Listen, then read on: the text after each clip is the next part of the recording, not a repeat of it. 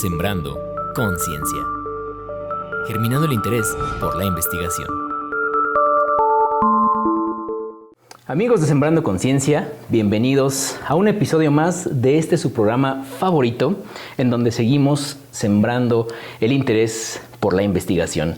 En esta ocasión tenemos como invitado a un profesor investigador de una amplia trayectoria.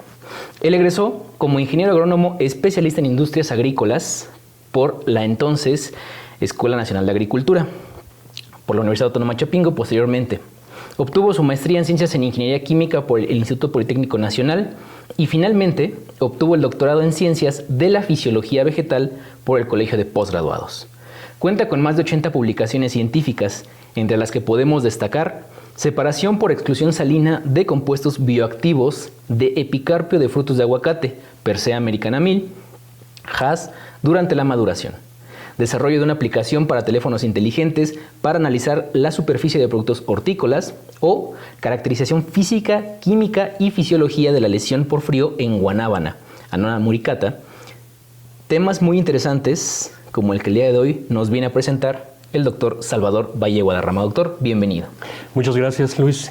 Pues en primer lugar, un agradecimiento por invitarnos a este programa Sembrando Conciencia, un ejercicio muy interesante y oportuno para precisamente dar a conocer resultados de pues esta importante institución, la Universidad Autónoma de Chapingo. Así es, ese es el objetivo de este proyecto, conocer qué es lo que está haciendo la Universidad Autónoma de Chapingo, qué es lo que está haciendo los profesores, los investigadores, y en voz de ellos mismos que nos cuenten, que nos digan para saber más. Y en esta ocasión, el tema que vamos a tratar es envases inteligentes para el manejo de alimentos. Un tema interesante, un tema actual, porque pues prácticamente todos los alimentos que consumimos, o la mayoría de ellos, vienen envasados. Entonces es un tema actual. Doctor, pero empecemos así por lo básico, por el principio. ¿Cómo podemos definir un envase inteligente? Bueno, lo primero que habría que considerar es cuáles son las funciones que un envase tiene. Okay. Un envase tiene 4 funciones, de hecho podríamos resumirlo como 4 Cs. Okay. La primera de ellas es contención. Un envase tiene la necesidad de contener el alimento en determinados lotes, dependiendo las necesidades que se tengan. O sea, simplemente contenerlo, manejarlo en un determinado volumen, en un recipiente durante su comercialización, básicamente. Esa es la primera C. La segunda implica conservación. No siempre un envase va dirigido a conservar, pero es una función básica, protegerlo, digamos, contra el ataque de microorganismos, y allí uno de los objetivos es tratar de alargar la vida de anaquel, la vida útil del producto. También tenemos la función de comunicación. Básicamente en todos los envases existen información dirigida a anotar datos del propio producto para indicarle a quien lo va a consumir de qué es lo que está adentro. Y la última es conveniencia. Es decir, nosotros podemos encontrar productos envasados en volúmenes grandes, en volúmenes pequeños, digamos para almacenarlos durante un tiempo, productos listos para beber, etcétera. O sea, ya depende de lo que la gente busque. De acuerdo a las necesidades, ¿no? Exacto. Esas 4 funciones podrían resumir lo que es un envase. Un envase. Entonces es contención, conservación, comunicación y conveniencia. Las 4 Cs de en lo que engloba que es un envase. Y pues de ahí tenemos envases desde medio litro, un cuarto de litro, o bueno, en diferentes volúmenes, ¿no? Kilogramos también, toneladas o media tonelada, dependiendo de las necesidades de cada producto y de cada persona que lo requiere. Exactamente. Por ejemplo, yo traje algunos productos, me di a la tarea. Este es digamos que este es un material listo, un yogur, listo para beber, contiene un determinado volumen, para las personas es muy difícil portarlo, y tiene algunos elementos de protección. Por ejemplo, tiene una tapa aluminizada. Por dentro este material no permite la entrada de luz. de tal manera que, que lo protege. Normalmente aquí hay un líquido y por encima tiene un espacio vacío que se llama espacio de cabeza. En ese espacio de cabeza debería de ser libre de oxígeno para evitar reacciones oxidativas y evitar deterioro del material. Entonces, en primer lugar, lo contiene. Lo contiene y lo preserva. ¿Cómo logran por ejemplo, este espacio libre de oxígeno en la industria? ¿Cómo se logra? Bueno, hay diferentes técnicas. Uno puede ser succión de tal manera que se quede vacío. Entre los casos, digamos, más comunes, en el caso del enlatado, cuando un producto se enlata, primero se esteriliza y así como está caliente, se pasa por una línea de proceso donde en el entorno hay vapor. Ese vapor mantiene el producto caliente y el mismo vapor que se forma del alimento desplaza el aire. Desplaza el aire de tal manera que cuando se pone la lata, ese proceso se llama engargolado, se coloca la lata y luego mediante una especie es una herramienta que va sellando, va doblando las orillas de la lata, va doblando el aluminio, ya el vapor desplazó el oxígeno de tal manera que queda un espacio de cabeza libre de oxígeno y queda perfectamente sellado. Entonces ya no hay crecimiento de microorganismos, además el producto está totalmente esterilizado y al no haber oxígeno no hay otro tipo de reacciones. Actualmente podemos encontrar un sinfín de productos, de envases, de cartón, de plástico, de aluminio, no sé, las mismas botellas. ¿Cuál es, digamos, la diferencia principal entre cada una de estas formas de envasados? Bueno, hay que distinguir entre lo que es un envase primero y lo que es un embalaje. A ver. Primero un envase es el que directamente está conteniendo al producto, pero nosotros estamos acostumbrados a que se comercializa por lotes, digamos. Digamos, esas cajas, esas unidades ya de embalaje, esas unidades de venta se llaman embalajes. Digamos, la caja de 10 de estos. Exacto, eso es, digamos, embalaje. A veces lo encontramos en plástico, a veces lo encontramos en cajitas, etcétera. Eso constituye un embalaje.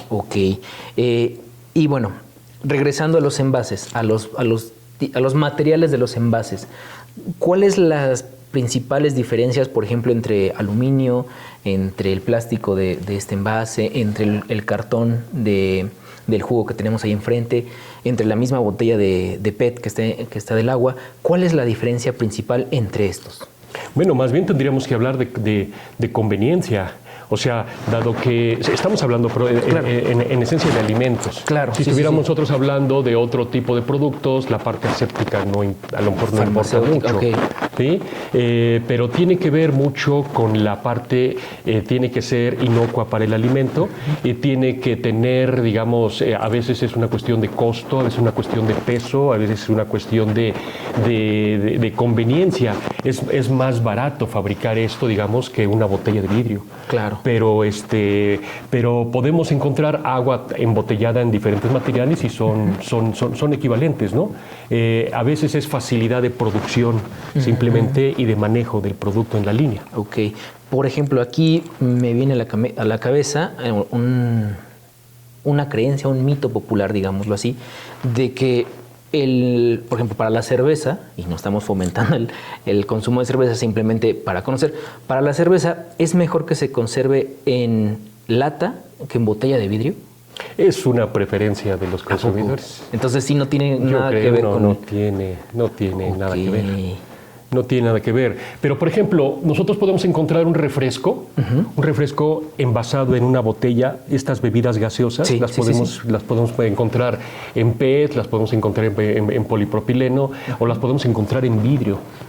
Nosotros tenemos que tener en cuenta que, por ejemplo, el plástico, todos los plásticos son permeables a los gases, todos. En tanto que el vidrio no lo es. ¿Qué significa que sean permeables? Significa que un gas, por ejemplo, en ese caso el CO2, puede atravesar las paredes del plástico con un fenómeno que se llama permeación. Es muy interesante porque en la permeación se genera un gradiente de concentración entre el interior y el exterior. Y en la permeación primero hay una disolución del plástico. El gas que va a fluir primero se disuelve en el plástico y luego fluye a través de él por un mecanismo de difusión. Ya en el otro lado se vaporiza. Eso no ocurre en una botella de vidrio. Entonces, por ejemplo, para el fabricante, cuando lo envase en plástico tiene que carbonatar más, tiene que agregar más porque una parte a lo largo del tiempo se va a perder. Y esta esta reacción del gas de permeabilidad en la botella de plástico no es dañina para la salud? No, de ninguna manera. O sea, no hay liberación de estos materiales hacia el producto, al menos no en el tiempo que el material está contenido allí. Okay. Es posible que a largo plazo sí. El problema es que estos materiales generan mucha contaminación, claro, y no son reciclables. Y actualmente existe toda una línea para trabajar estos materiales con sustancias biopoliméricas que son degradables, ¿no? La degradabilidad es un concepto muy importante en la actualidad. De ahí viene otro problema, que es la contaminación, el manejo de residuos, que después lo veremos más adelante aquí en Sembrando Conciencia, mientras enfoquémonos en el envasado de los alimentos. Doctor, ¿cómo surge la necesidad de desarrollar envases inteligentes para los alimentos?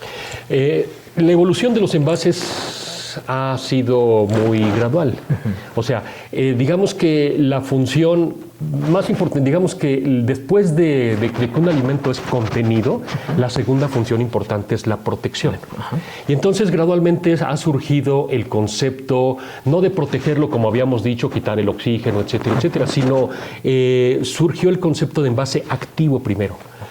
Un envase activo es un envase que interactúa con el producto, para propiciar un alargamiento de la vida de anaquel.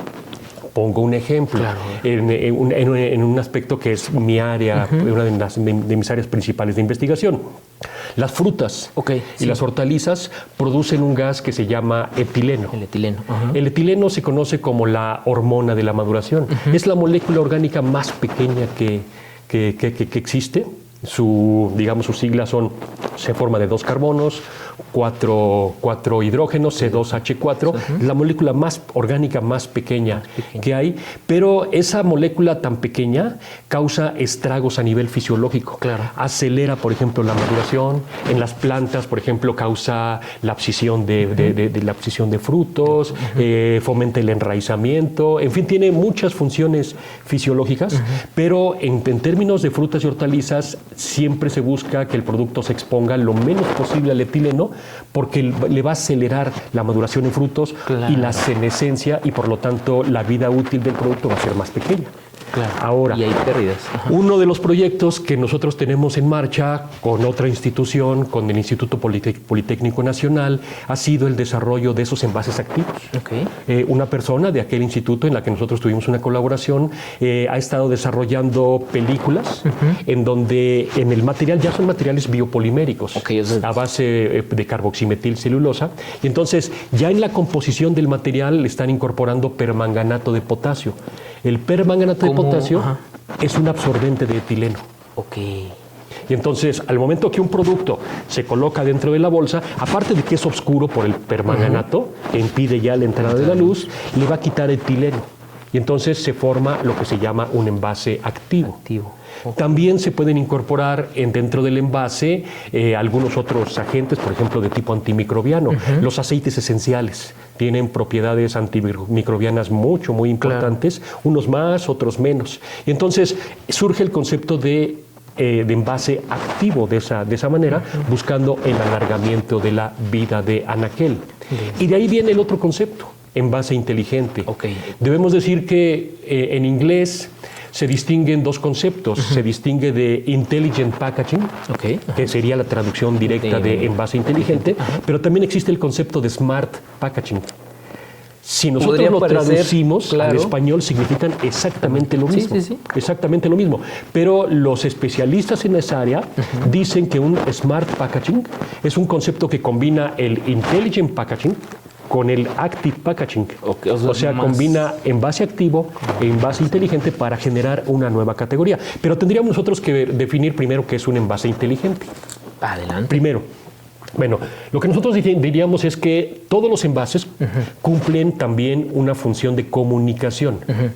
Tenemos, por ejemplo, aquí este envase, si nosotros lo vemos sin hacer comercial por la marca, siempre tenemos un conjunto de letras. Allí tenemos aquí hay un código de barras, viene la marca, contenido. Básicamente tiene el volumen, etcétera, etcétera. Pero de las primeras cosas que nosotros podemos ver, y es la regulación actual, son estos octágonos. Los sellos negros que ahora la Secretaría de Salud ha estado obligando a las empresas a colocar y donde dice, bueno, este es exceso, dice aquí que tiene un exceso de calorías, que tiene un exceso de azúcares, hay otros que dicen exceso de sales, exceso de sal, etcétera, etcétera, ¿no? ¿Sí? Que existe una obligación.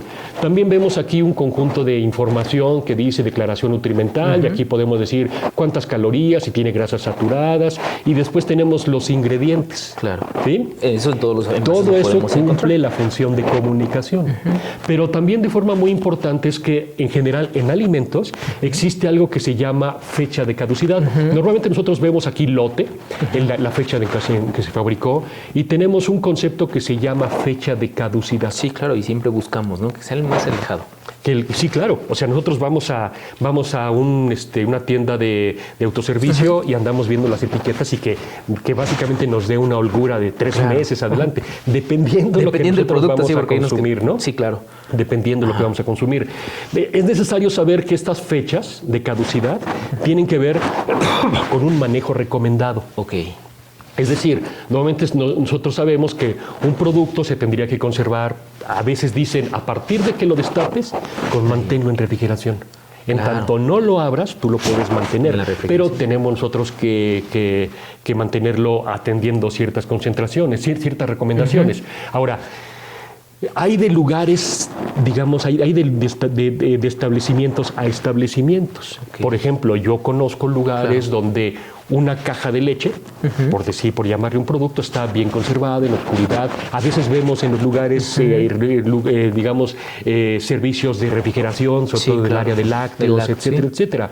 Pero también existen tiendas donde no se toma ningún cuidado respecto al producto. Vemos que el producto se ha expuesto al sol, clima, temperatura ambiente. Exactamente, ¿no? Entonces, cuando nosotros hablamos de fecha de caducidad, se supone que es bajo determinadas condiciones.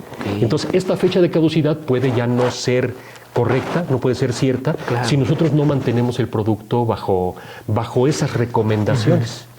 ¿De acuerdo?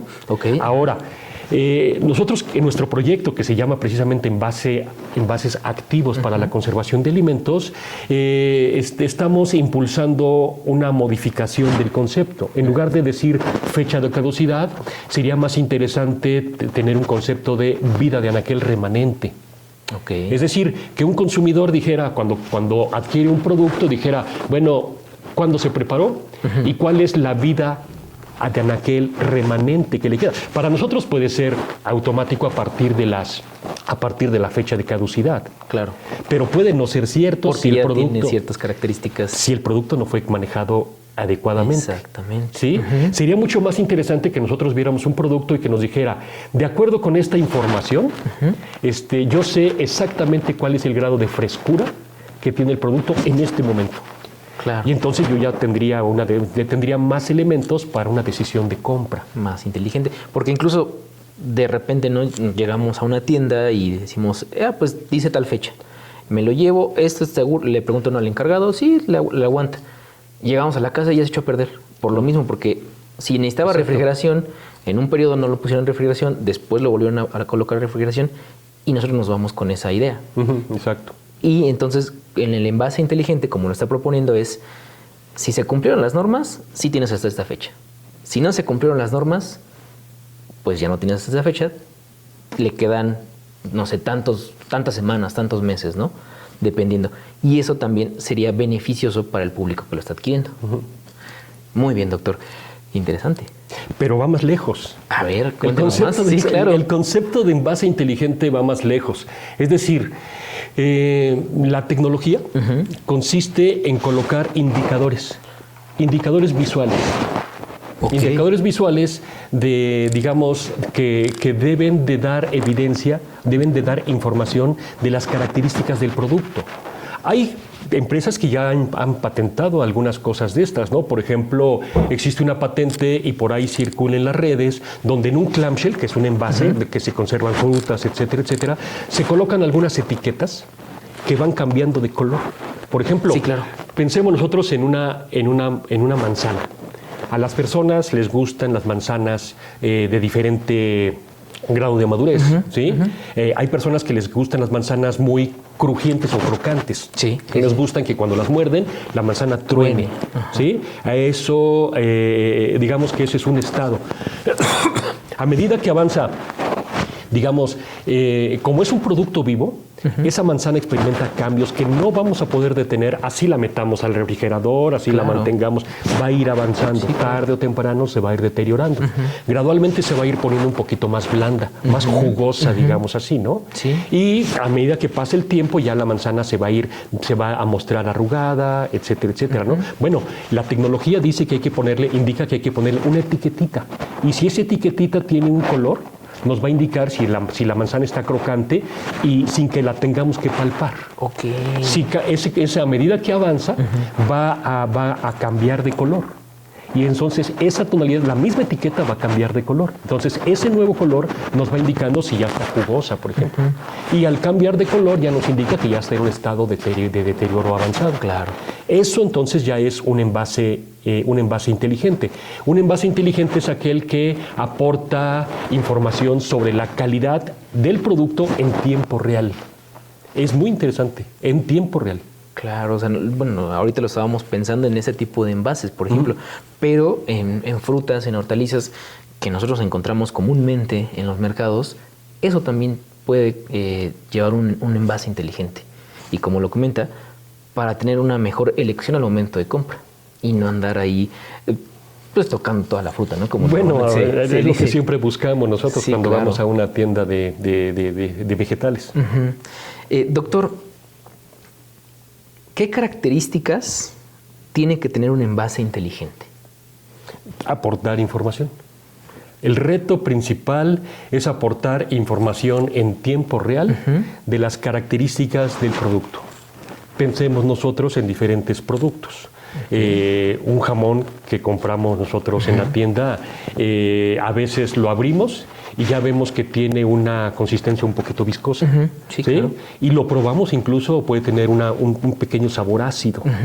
Hay productos que cuando se acidifica, hay productos que cuando se deterioran experimentan una acidificación. Hay otros casos donde experimentan una alcalinización. ¿Sí? O sea, en muchos casos el pH del producto cambia. Y para nosotros eso ha representado una oportunidad. Tratar de generar un sensor que nos permita determinar cuál es el pH del producto de manera visual y ya con eso darnos una idea de cuáles son las características del mismo. ¿Cómo logramos medir este pH dentro de un producto? Bueno, en primer lugar tendría que ser un agente cromóforo que tenga propiedades que dependan del pH. Cuando decimos cromóforo estamos hablando de un material que muestra color. Muestra color. En los laboratorios se utilizan sustancias que se llaman indicadores ácido-base. Podemos mencionar algunos ejemplos. La clásica fenolftaleína, que se utiliza para medir acidez, cambia de ser pálido a rosita o al revés, dependiendo el pH. Otra sustancia es el azul de bromotimol, el rojo de fenol. En cierto rango van cambiando el pH. ¿Sí? Actualmente hay ya patentes basadas en el uso de este tipo de indicadores ácido-base para poder monitorear alguna propiedad del alimento en el interior. Claro. Nosotros le estamos apostando al uso de materiales naturales, pigmentos naturales. ¿Cómo cuáles? Por ejemplo, las antocianinas. Las antocianinas son compuestos tremendamente interesantes. Uno, porque son compuestos que tienen una alta capacidad antioxidante. Es decir, hoy en día hay una enorme recomendación a consumir frutos que tengan color morado, que tengan color azul, por ejemplo, ¿no? Sí. Las tortillas, por ejemplo, o sea, tan solo por el color, las tortillas azules nos da una idea de que son más nutritivas que las tortillas amarillas normales. Claro, son más caras, pero ya el color azul nos da evidencia de que están en su composición, hay antocianinas. Un contenido más alto de antocianinas. Sí. ¿De dónde están extrayendo esas antocianinas, doctor? Nosotros las estamos extrayendo, estuvimos trabajando arándanos, por ejemplo, arándanos. Estuvimos trabajando junto con la doctora Diana Guerra, que es una de las personas con las que colaboramos fuertemente en nuestro equipo. Estuvimos trabajando la doctora Guillermina Hernández Rodríguez. Estuvimos trabajando frutos de acáchul.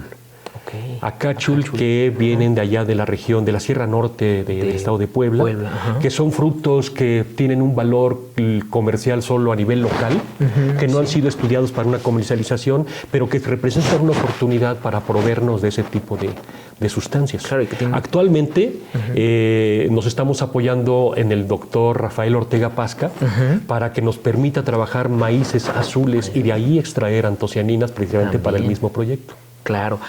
¿Hay alguna diferencia entre las antocianinas, por ejemplo, del arándano, del acáchul o del maíz azul que se haya encontrado? Hay diferentes tipos de antocianinas.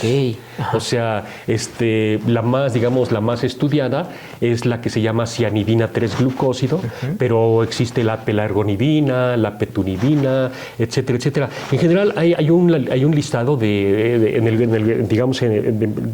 las más importantes de 8 antocianinas. ¿Sí? Y digamos que puede haber una mayor composición de un tipo de antocianina en un producto que en otro. Sin duda, pues vamos desmenuzando y vamos encontrando cosas cada vez más interesantes. Empezamos con los envases inteligentes, ahora ya estamos con las antocianinas, con los indicadores de pH. Pero nos quedamos con las antocianinas ahorita. Platíquenos brevemente, doctor, cómo es el proceso de extracción de estas antocianinas que se han utilizado para este experimento. Bueno, a nivel de laboratorio, en muchos casos se utilizan solventes orgánicos. Es muy común que se utilice, por ejemplo, metanol para extraer antocianinas. Digamos que eso es lo que marcan los protocolos de laboratorio para cuantificar contenido de antocianinas.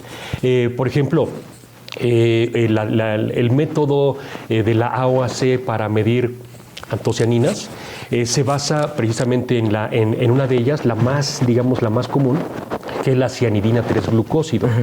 Y precisamente es un método que evalúa un rango de variación de las antocianinas de color en función de pH, entre un pH de 1 y pH de 4. Pero no nos vamos a meter a la parte de cómo se extraen las antocianinas. Nosotros en particular hemos estado utilizando una técnica llamada extracción acuosa en 2 fases. Es una técnica un poquito diferente que no utiliza, digamos, los solventes tradicionales de laboratorio, porque nosotros hemos decidido que utilizar soluciones o solventes que eventualmente nos ayuden a la parte de baja toxicidad, porque las antocianinas las estamos extrayendo y las hemos estado utilizando como agentes pigmentantes de alimentos. Entonces siempre tenemos que cuidar que no existan, digamos, componentes residuales que puedan ser tóxicos. Esta técnica de extracción acuosa en 2 fases es un método que mezcla, hay diferentes modalidades de hacerlo. Se puede realizar con mezclas de 2 polímeros, mezclas de un polímero y una sal, o mezclas de un solvente orgánico y una sal. Nosotros hemos implementado esta técnica combinando un polímero, principalmente polietilenglicol, de diferente peso molecular. Nosotros hemos probado polietilenglicol 6000, 4000, 2000, y lo hemos mezclado con diferentes sales. En la presentación se mencionaba un trabajo que se hizo precisamente para la extracción de compuestos bioactivos a partir de cáscara de aguacate. ¿Sí? Allí nosotros de ese trabajo aplicamos la técnica para separar compuestos bioactivos y nos interesaba separar antocianinas de la cáscara del aguacate. El aguacate es un producto negro. O sea, más bien es un producto que cambia de un verde claro, y a medida que madura se va oscureciendo y se pone negro.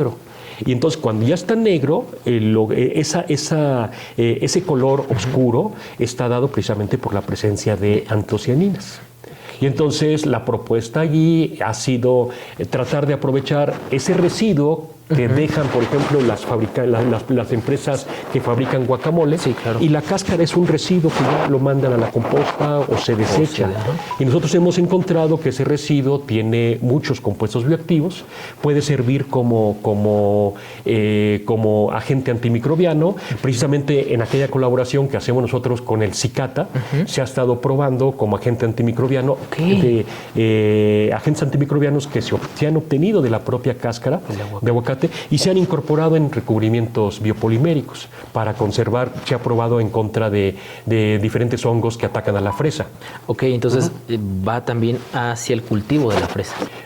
Sí, claro. O sea, esto ya tiene, vamos avanzando. Si regresamos a la parte de cómo extraemos, nosotros hemos probado polímeros con sales y muy recientemente hemos estado probando algunos solventes como etanol con algunos sales por la facilidad que tendría de quitar el etanol. Esta técnica es muy interesante porque puede, para empezar, cae en el campo de lo que se llaman procesos de separación líquido-líquido o líquido sólido. Líquido sólido. Y básicamente cuando las sustancias se mezclan en determinadas concentraciones, pueden formar una solución, una solución en una sola fase. Pero si cambian las concentraciones y se elevan las concentraciones, se forman dos fases inmiscibles entre sí. Aunque estemos hablando de soluciones acuosas, las dos se separan. Y entonces se desarrolla un fenómeno que se llama exclusión salina. Digamos que a medida que se va agregando sal en el sistema, esa sal se va ocupando de las moléculas de agua. Se va ocupando de las moléculas de agua de tal manera que crea hidrofobicidad en el polímero o en el solvente orgánico y eso causa una separación en dos fases. Muchos compuestos bioactivos, como por ejemplo los fenoles solubles, por ejemplo los taninos condensables, los pigmentos como las antocianinas, las betalainas, migran hacia una fase ya sea la polimérica o la etanólica. Claro. Y además con esta técnica hemos conseguido aplicar un proceso de concentración con medios no térmicos, lo cual es una enorme ventaja. Medios no térmicos. ¿Cómo son estos, doctor? Bueno, muchos productos para poder hacer una concentración, por ejemplo, una evaporación. Claro. Hablemos de métodos no térmicos, no medios no térmicos. Una evaporación requiere que se aplique calor, aplique que se eleve la temperatura. Muchos productos son termolábiles. Significa que se degradan con alta temperatura. Si nosotros tenemos un método no térmico como la extracción acuosa en dos fases, que nosotros la hemos proyectado con esa idea, podemos nosotros favorecer la eliminación de un disolvente en el que están atrapados los compuestos y logramos concentrarlos tan solo manejando la concentración del sistema. El año pasado logramos publicar un trabajo que llevaba precisamente el nombre, ¿no? O sea, separamos nosotros betalainas de brácteas de bugambilia. De estas bugambilias que utilizamos para adornar muros, etcétera. De allí extrajimos betalainas y demostramos cómo las podíamos concentrar con este término. De hecho, el artículo lo titulamos así, ¿no? Betalainas mediante extracción acuosa en dos fases, una técnica no térmica de concentración. Justo se le iba a preguntar, el título del artículo, ¿dónde lo podrían encontrar para las personas que están viendo este programa o que están escuchando este programa y estén interesados en este tema, puedan buscarlo? ¿Dónde lo podemos encontrar? Bueno, este trabajo de separación de betalainas lo publicamos en una revista que se llama Industrial Crops and Products. La primera autora es una chica que se llama Verónica Rodríguez Herrera, Verónica Rodríguez Herrera, una chica muy tenaz en su trabajo, que después de estar con nosotros aquí en el Departamento de Ingeniería Industrial y ya con esta experiencia que traía, ella se fue a estudiar una maestría en Japón. Muy bien, claro. Y lo pueden encontrar ahí, está publicado en esta revista Industrial Crops and Products. Y para la gente que no está familiarizada con los términos que de repente manejamos, brácteas de bugambilia son lo que le conocemos como flores, la hoja de color. En realidad es una hoja, no es la flor como central. Exacto. Pero es la que tiene el color moradito, rosita, que va cambiando de tonalidades. Esa es la bráctea de la bugambilia.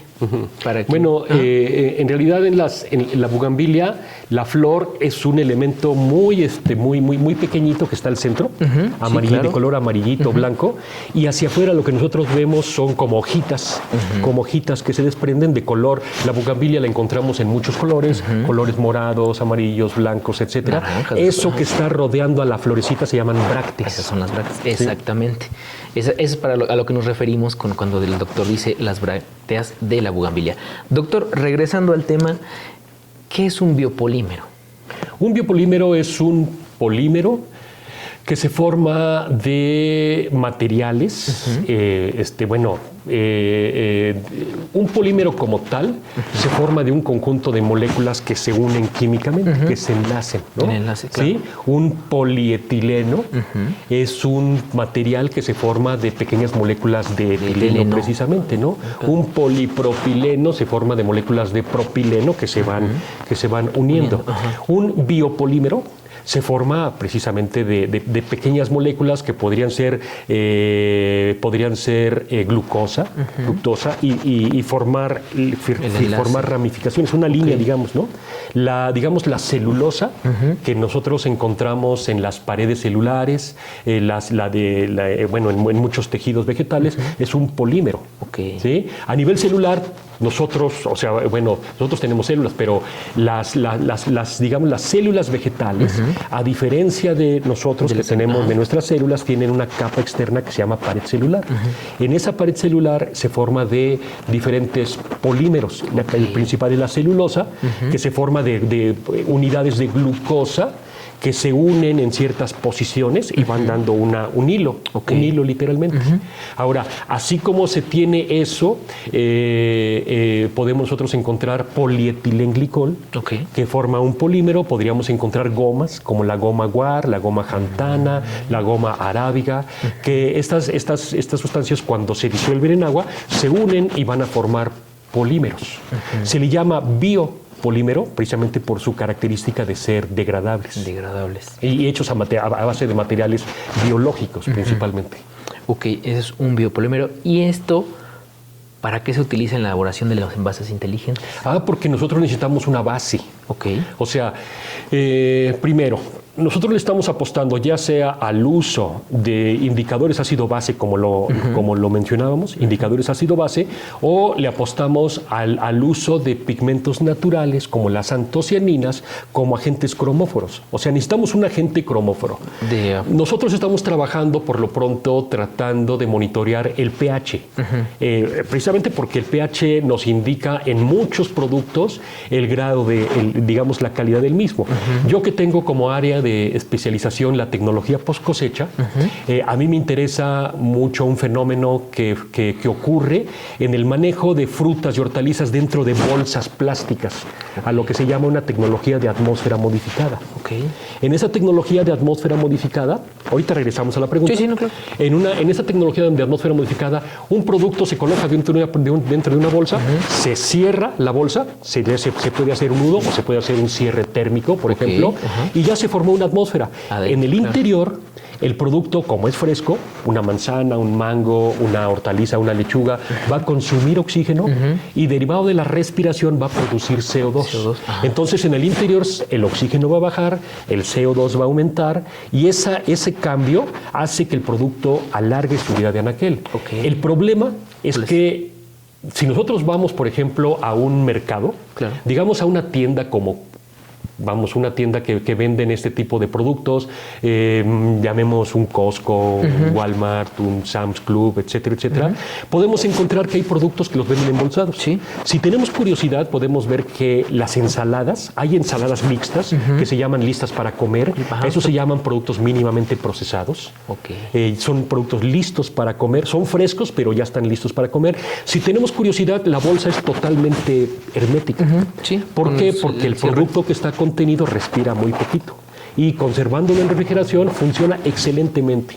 Pero si nosotros nos vamos a frutos, Claro. Si vemos mangos, manzanas, etcétera, etcétera, y los vemos con curiosidad, nos daremos cuenta que las bolsas tienen orificios como del tamaño de esos que hacen las perforadoras de papel, como de 5 milímetros. Sí. ¿Por qué? Para el intercambio. ¿Por qué? No porque los comerciantes los comercializadores no se han atrevido a resolver el problema de un agotamiento total del oxígeno. Claro. O sea, no funciona bien porque las frutas o muchos productos, por su alto nivel de respiración, causan un agotamiento rápido del oxígeno y entonces el producto, al no tener oxígeno, empieza a fermentar.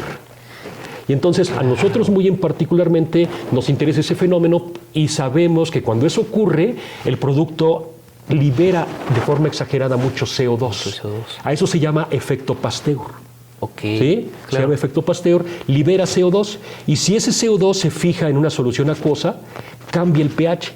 Entonces a nosotros nos interesa desarrollar un material que interactúe en el espacio de cabeza del fruto para que detecte en qué momento existe un incremento significativo del pH cambiando de color y que nos muestre que el producto está cambiando de metabolismo. Y que ya es necesario. Ahora, ¿por qué necesitamos un polímero? Porque necesitamos un portador, un vehículo de nuestro agente cromóforo. Por esa razón estamos probando biopolímeros a base de goma guar, a base de carboximetilcelulosa o a base de otro tipo de polímeros, como vehículos solamente. Nada más. Tenemos trabajos donde hemos utilizado biopolímeros. Por ejemplo, hemos utilizado goma arábiga para recubrir frutos de tuna, pero en ese caso convertimos al biopolímero en un agente activo. Le incorporamos algún aceite esencial para que actúe en contra de la carga microbiana que puede ser bacterial o puede ser fúngica del producto y hemos conseguido la vida de anaquel del producto. Por eso necesitamos biopolímeros para incorporar, para que sirvan como vehículos del agente cromóforo, que el agente cromóforo está destinado a probar, a monitorear esa variable que nosotros por lo pronto estamos trabajándola como pH. Ok. De estos envases inteligentes, en este proceso de elaboración de envases inteligentes, ¿cuál ha sido el hallazgo más interesante y el menos esperado? Bueno, primero, la investigación nos da satisfacciones y nos da desilusiones. Claro.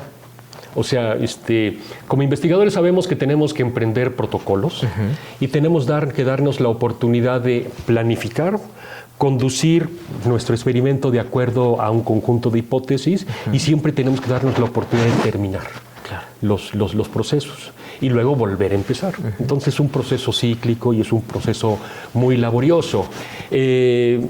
Con mis estudiantes en el laboratorio hablamos a veces de estas leyes de Murphy modificadas y siempre le apostamos a una. Cuando alguien llega y dice, mira, lo hice y me salió, y siempre le decimos, hazlo de nuevo.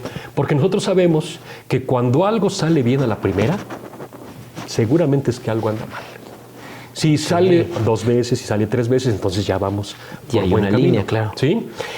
Nosotros empezamos este trabajo con envases inteligentes atacando ese fenómeno precisamente del cambio de metabolismo en frutos.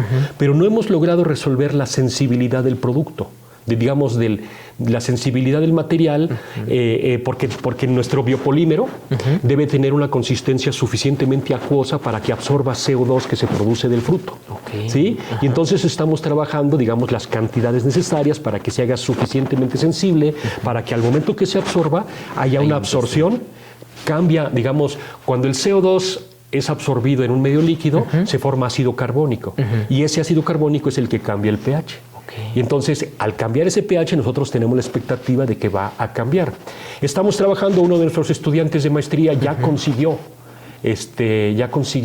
desarrollar un polímero a base de goma guar que colocó en recipientes con diferentes concentraciones de CO2 y ya encontró un cambio de tonalidad. Ya vamos por buen camino. Pero entre los resultados más interesantes que nosotros tenemos fue el caso de una chica que ha estado haciendo su tesis de licenciatura, porque primero creíamos que el sensor cromóforo, el sensor de pH en este caso, tenía que estar en contacto con el producto. Ok. Totalmente en contacto con el producto. Pero no somos los únicos que estamos haciendo esta investigación, desde luego, ¿no? Y es una investigación que va creciendo en el mundo. Y hay mucha gente tratando. Entonces uno le va siguiendo la pista a otros trabajos, definitivamente, ¿no? Y entonces encontramos que en otros trabajos empezaban a manejar digamos, la exposición del agente cromóforo no directamente con el producto, en contacto con el producto, sino colocado en el espacio de cabeza. Okay. Nosotros lo que hicimos fue colocar lotecitos de leche, lotes de leche, digamos, con diferente pH. Y se preparó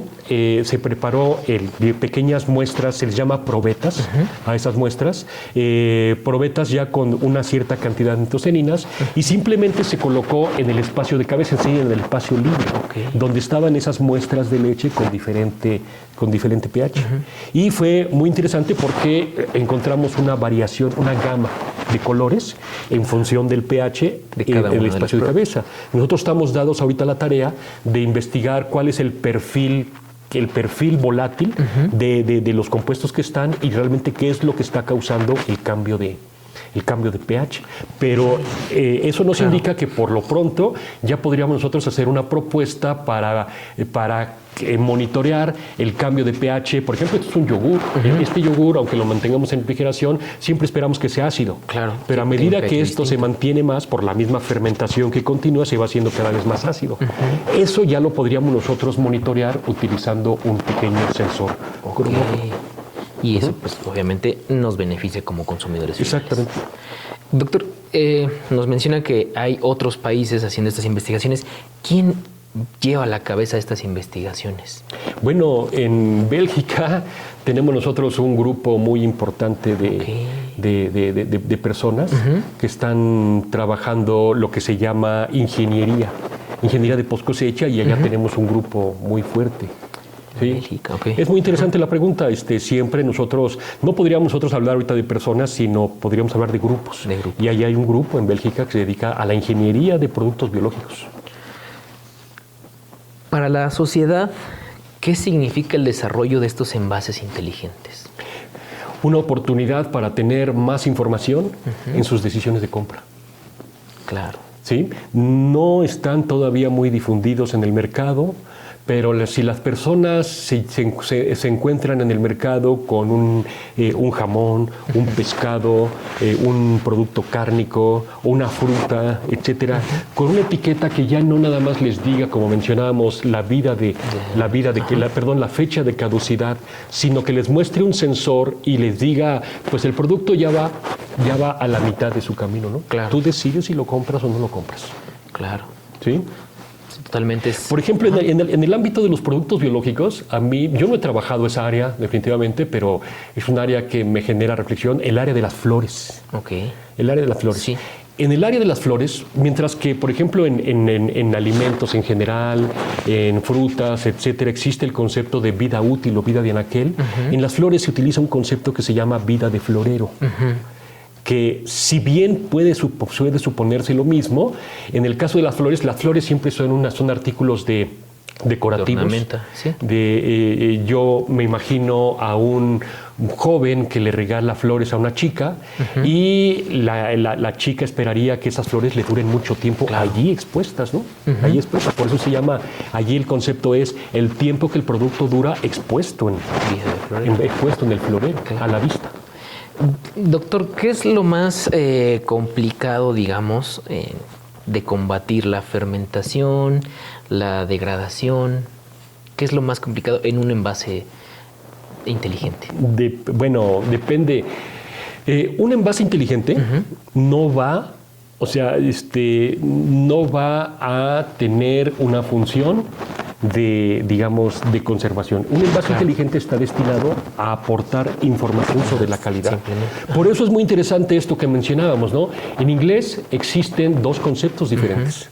Dos conceptos. Sí, el Smart. Y nos cuesta trabajo entenderlo, ¿no? Ya hablamos de lo que es un envase activo. Un envase activo sí está dirigido a la conservación, digamos, a evitar que fermente, digamos, controlando la carga microbiana, digamos que conservándolo. Por ejemplo, en un envase se podría colocar un absorbente de oxígeno dentro, y eso ya tiene un componente activo que está interactuando con el producto para causar su alargamiento. Un envase inteligente lo único que va a hacer es aportar información sobre la calidad del producto. Y el estado en ese momento. Pero ahí le damos la razón a quienes están acuñando este concepto, ¿no? Un smart packaging, que según estos autores, es una combinación del envase activo con el envase inteligente, es decir, un material que tiene un componente activo que permite un alargamiento de la vida en aquel, pero al mismo tiempo aporta información sobre la calidad del producto. Por eso distinguen ellos entre intelligent y smart. Ahí está esa distinción totalmente. Y bueno, en la industria de los productos envasados, ¿qué es lo más complicado de combatir? La maduración, la fermentación, el degradamiento, ¿qué es lo más complicado? Depende del producto. ¿Sí? O sea, es que de qué producto estamos hablando, ¿no? O sea, las frutas y hortalizas se pueden manejar de dos maneras: procesadas, procesadas, o se pueden manejar frescas, ¿sí? Cuando se manejan procesadas, significa que ya se manejan digamos, como dependiendo del producto. Si es una fruta, se puede manejar en un almíbar. Si es digamos, una hortaliza, se puede manejar en una salmuera, una aceituna, por ejemplo, etcétera. Y ahí la vida de aquel es increíblemente larga, ¿no? Pero no estamos hablando de productos frescos. En el que cuando estamos nosotros hablando de productos frescos, tenemos que entender, y esa es una de las premisas, es la premisa básica de la tecnología post cosecha. O sea, las frutas y los vegetales se forman de tejidos vivos, tejidos vivos que experimentan cambios. Cambios físicos, cambios químicos, cambios fisiológicos. Estos cambios no pueden detenerse. Le haga uno lo que le haga. Quizá podemos nosotros manejarlos en temperatura baja, dentro de cierto rango, con cierta humedad relativa. Los podemos manejar en atmósferas controladas o modificadas, con ozono, por ejemplo, incluso. Pero no vamos a detener esos cambios. Tarde o temprano, si es un fruto, va a madurar y va a alcanzar la etapa de senescencia. Y ya en la etapa de senescencia, pues el producto prácticamente ya está inservible. Aunque todavía, y ese es algo a lo que le estamos apostando en otro proyecto, al aprovechamiento de compuestos que aún tiene ese material. Pero la pregunta es, ¿qué es más difícil de tratar, la conservación o la fermentación? Pues depende del producto. Depende del tipo de producto. Y bueno, iba en el sentido más de, con esta apertura de las fronteras, con esta apertura comercial, en la que pues la exportación ya de muchos frutos de nuestros campos mexicanos a Estados Unidos, a Japón, a Qatar, ahora que estuvo recientemente por allá el ojo público, pues eso también beneficia, ¿no?, a los productores. Estos envases o este envasado de ciertos frutos o de ciertas hortalizas para una venta, alargar la vida en aquel, para una venta en otros mercados todavía más, con mayor poder adquisitivo, ¿no? Sí, definitivamente es un reto. México, por ejemplo, es líder en la producción y comercialización de aguacate. Le llaman el oro verde. Y México tiene zonas muy específicas desde las cuales se puede exportar aguacate. Una de ellas es Uruapan, Michoacán. Y los productores de Uruapan nos plantearon la necesidad de tener un problema que ellos tienen, sobre todo cuando el producto lo tienen que enviar a largas distancias. ¿Sí? Que es básicamente un problema fúngico. Tienen problemas de antracnosis y tienen problemas de pudrición del cuello. ¿Sí? Y ellos nos han consultado acerca de lo que se puede hacer. Ahí el reto es, uno, generar una solución que se permita aplicar a gran escala, a la escala que ellos requieren. Toneladas. Exactamente. toneladas y toneladas. Y dos, digamos, darles una respuesta en un tiempo muy corto. Claro. En un tiempo muy corto, ¿no? Entonces ahí está el reto de los investigadores en las instituciones. Incluso hasta una tercera, el costo. Sí, claro. Para ellos tiene que funcionar. Nosotros les hacíamos una propuesta, por ejemplo, de sumergirlos en soluciones antimicrobianas. Dijo, no, queremos una solución que no nos vaya a modificar el proceso. O sea, que se tiene que aplicar. En el transcurso de... Exactamente. En un equipo de trabajo en el que estaba el doctor Federico Hahn, en paz descanse, nuestro querido amigo, él proponía ozonización, aplicar ozonización en el producto. Nosotros le hemos estado apostando a la volatilización de aceites esenciales en las unidades de envase. ¿Sí? Colocar pequeños elementos que liberen un aceite esencial, que genere una especie de tratamiento cuarentenario y que, digamos, que termine la volatilización en cierta etapa, pero que eso ya tenga una repercusión más adelante. ¿Sí? Hemos ido avanzando ya, tenemos algunos resultados y seguramente pronto lo vamos a poner a disposición de la empresa que nos lo solicitó. Muy bien. Y hablando de retos de la investigación, ¿qué temas hacen falta desarrollar en valga la redundancia, tema de envases activos, envases inteligentes? Pues definitivamente nosotros necesitamos el monitoreo. O sea, para nosotros desarrollar todo este tipo de técnicas, necesitamos acompañarlos con instrumentación que nos permita ir comprobando lo que estos elementos, estos sensores que nosotros les llamamos, nos van a ir funcionando. El principal reto es que la información sea en tiempo real. Ese es el principal reto. Y ahí vamos a tener que trabajar todavía muy fuerte para mejorar la sensibilidad de nuestros materiales, para que realmente tener la garantía de que la información que está aportando sea en tiempo real y no haya digamos que si el producto, digamos que puede cambiar de color y dar esa información, pero si la información que nos va a dar es cómo estuvo el producto, digamos, 3 días antes, pues ya no sirve, claro. Ya no nos va a servir. Tiene que ser en tiempo real. Eso, digamos, es el principal reto que nosotros vamos a enfrentar. Esta pregunta iba en el sentido de que si alguien está interesado en hacer investigación, tesis, trabajar en este tema, bueno, pues pueda tener una guía, un contexto sobre en qué entrarle, ¿no? En qué tema entrarle. Y para esto también, si alguien de la comunidad universitaria o externo a la Universidad Autónoma de Chapingo tiene el interés de este tema, ¿cómo pueden contactarlo, doctor? ¿A través de un correo electrónico? A través de nuestro correo electrónico, el correo electrónico institucional. ¿Nos puede proporcionar el doctor?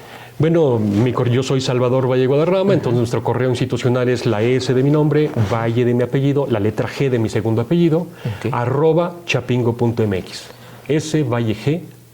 @chapingo.mx.